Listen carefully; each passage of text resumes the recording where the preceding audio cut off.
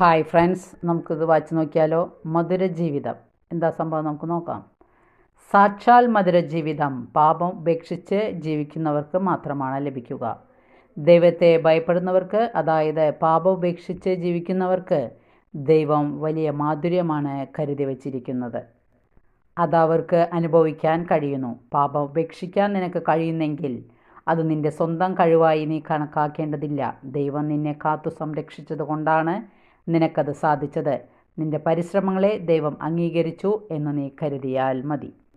പ്രാർത്ഥിക്കാം. പരമ നന്മയായ ദൈവമേ, ഞാൻ അങ്ങയിൽ പൂർണ്ണമായി ആശ്രയിക്കുന്നു.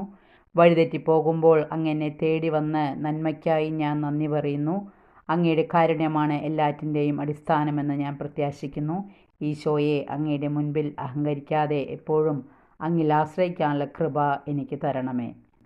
വായന ഇഷ്ടപ്പെട്ടെങ്കിൽ ലൈക്ക് ചെയ്യുക. Okay, thank you, by.